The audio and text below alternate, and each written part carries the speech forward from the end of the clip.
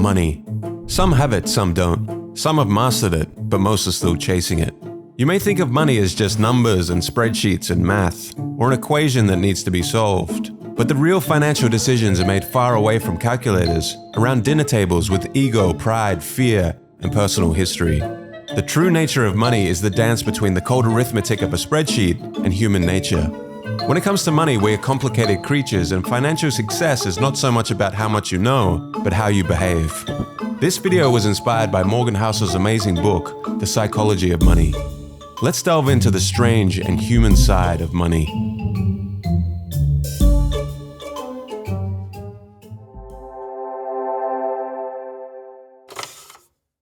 Your financial DNA. You aren't crazy. We all come from different generations, with parents earning different incomes and holding different values, living in various parts of the world, born into different economic environments with varying incentives and varying opportunities. We all have very different experiences towards money. Take for example the stock market and inflation. People born in 1970 saw an almost tenfold increase in the S&P 500 during their teens and 20s, leading most to have a positive view of the stock market and a higher inclination to invest. People born in the 1950s, however, saw the stock market go nowhere in their teens and 20s, leading to a more negative view of the stock market and less inclination to invest. People born into the 1960s experienced significant inflation during their teens and 20s, leading to a higher awareness and a more negative view of inflation and its effects. People born in 1990 experienced relatively low inflation during their lifetime, leading to less concern and awareness of its effects. A person's experience with the stock market and inflation during their formative years greatly shapes their attitudes and behaviors towards investing and financial decision-making. People justify every financial decision they make based on the information they had at that moment and their mental model of the world, which has been passed on to them from their parents and is shaped by their unique life experiences. Although they can be misinformed, lack information, or make bad decisions, their actions make sense to them in that moment and align with their own personal story. According to Housel, people do some crazy things with money, but no one is crazy. We all have unique worldviews, and since there is no universally correct way to manage money successfully, none of us are crazy. We make financial decisions based on our personal life experiences and our worldview. Financial decisions are often not made purely on logical or mathematical grounds, but are shaped by your unique experiences and worldview. Be wary of one-size-fits-all financial advice, as what may seem irrational to others could make perfect sense to you. Compound Kings. There is no doubt that Warren Buffett is considered one of the greatest investors of all time. What is staggering is that $81.5 billion of Warren Buffett's $84.5 billion net worth was earned after he reached his mid-60s.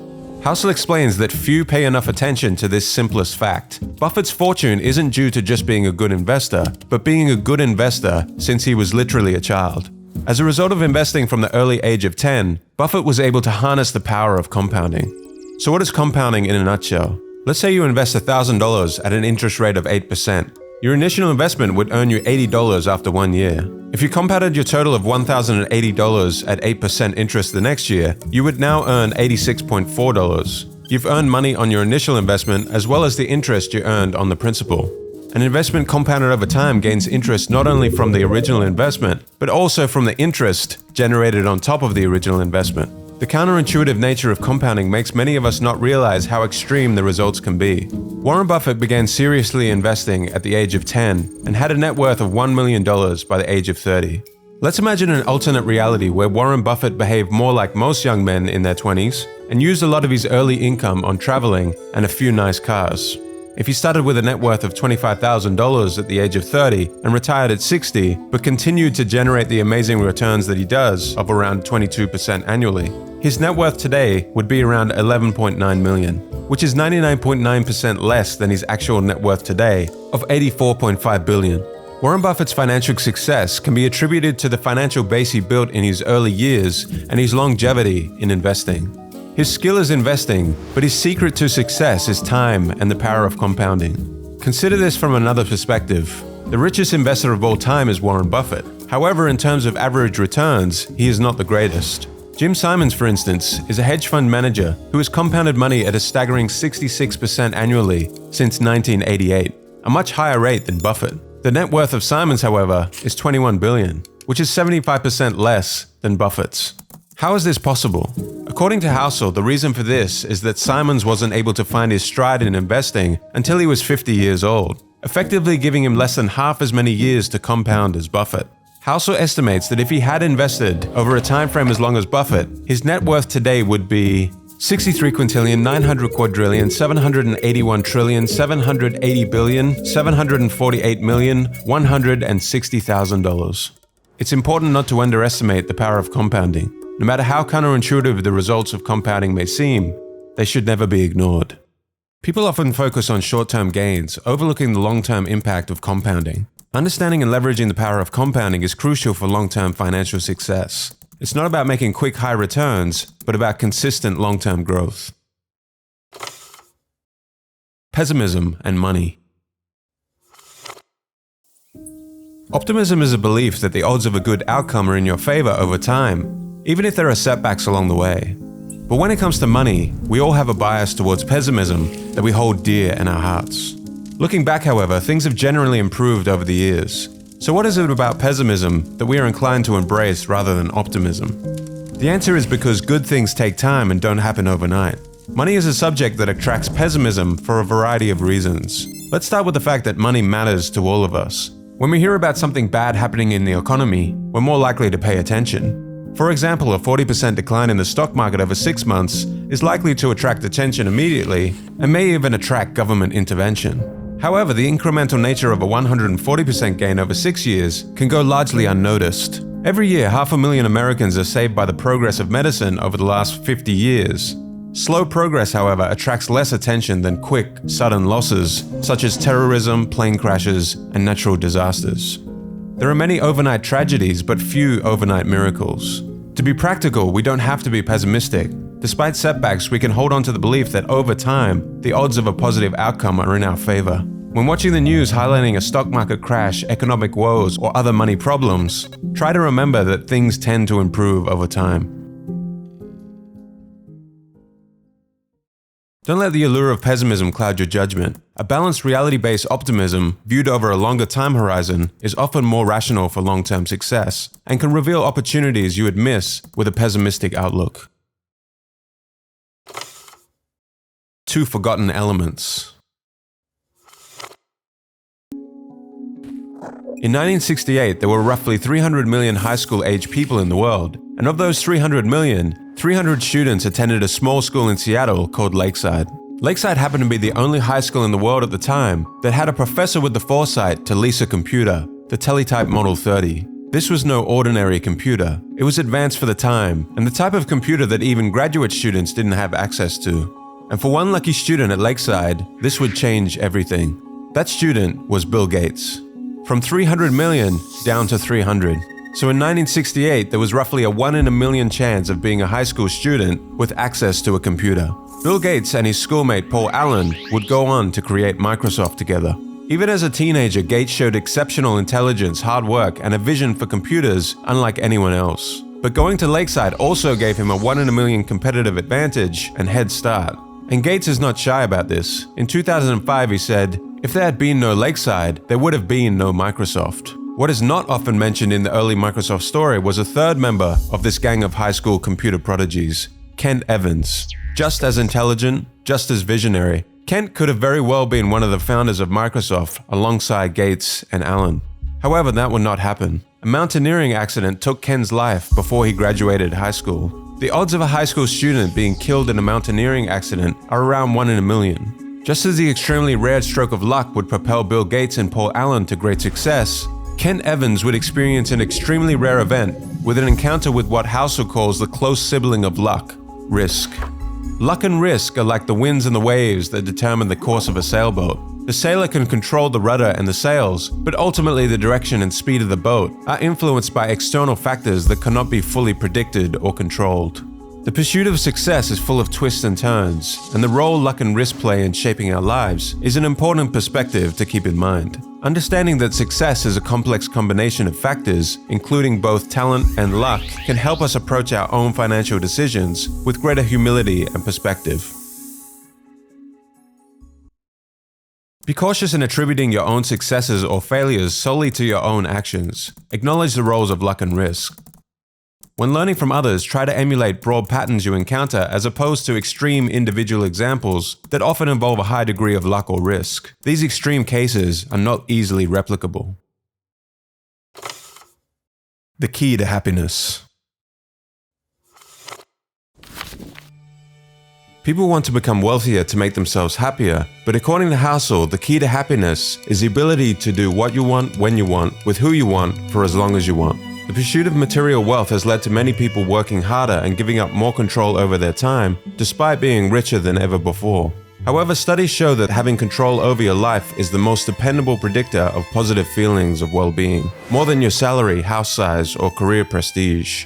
Ultimately, controlling your time is the highest dividend money pays. Pursuing money without valuing time is like filling a bucket with a hole in it. No matter how much water you pour in it, it will continue to leak out. Similarly, no matter how much money you accumulate, it won't bring lasting happiness if you don't have control over your time and can't enjoy the fruits of your labor. Prioritize gaining control over your time when considering how to use or invest your money. The freedom to do what you want, when you want, is often more valuable than any material possession. Tail events. Heinz Begruen, a man who fled Nazi Germany and settled in America, became one of the most successful art dealers of all time. He collected a massive amount of art, including works by famous artists like Picasso, Klee, and Matisse. In 2000, he sold part of his collection for over 100 million euros. But what was his secret to acquiring so many masterpieces? Was it skill? Was it luck? According to Horizon, a research firm, great investors buy vast quantities of art and hold on to them for a long period of time. They wait for a few of those paintings to become well known and worth a lot of money, even though most of the paintings they bought were not worth very much. In other words, it's not about being right all the time, but having a diversified portfolio and waiting for just a few winners to emerge. Perhaps 99% of the work someone like Begruen acquired in his life turned out to be of little value. He could be wrong most of the time, but that doesn't particularly matter if the other 1% turns out to be the work of someone like Picasso. These events are known as long tails, when a small number of events can account for the majority of outcomes. The long tails of Begruen's art collection are what led to his ultimate fortune. The story of Begruen teaches us a valuable lesson about investing, and this long tail concept also applies to many aspects of business and investing. The obvious example is venture capital. Most of the startups in a VC fund will fail and lose money for the fund, but all they need are a few outlier startups which make 20x returns to make up for these losses. Take Amazon for instance. In 2018, it drove 6% of the returns on the S&P 500, even though it is just one company. And if we look inside Amazon, its growth was largely driven by two tail events, Amazon Prime and Amazon Web Services. These two products alone more than made up for all of Amazon's less successful experiments, such as the Fire Phone or travel agencies. After the disastrous release of the Amazon Fire Phone, rather than apologizing to shareholders, Jeff Bezos said, "If you think that's a big failure, we're working on much bigger failures right now. I'm not kidding. Some of these are going to make the Fire Phone look like a tiny little blip." Bezos understands that it's okay to make mistakes and fail with most products if the process creates the 1% of tail event products that drive everything. Tail events are mostly unintuitive and hidden from us because we only see the finished products and not all the failures along the way that led to that finished product. Housel in the book uses a real-life example of a stand-up comedian. When you're watching the Netflix special, you're probably saying to yourself, wow, this comedian is amazing and hilarious. But what you aren't seeing are all the trial and error failed jokes that the comedian tried out in small clubs all around the country before doing the special. The Netflix special is the 1% compendium of all the tail event jokes that actually made people laugh. 99% of the jokes along the way were probably just okay. When it comes to investing, even though long tails are prevalent, most of us ignore them. When things go wrong, we tend to overreact. As soon as you accept that tails drive everything in business, investing, and finance, you realize lots of things may go wrong, fail, or fall apart. Remember, out of nearly 500 stocks Warren Buffett has picked, only 10 have made the majority of his money. Good stock pickers will only be right half of the time. Good leaders will only make good decisions half of the time. The fact that you might be wrong sometimes doesn't mean that things won't work out over time. In the end, the outcome can be determined by only a small number of events.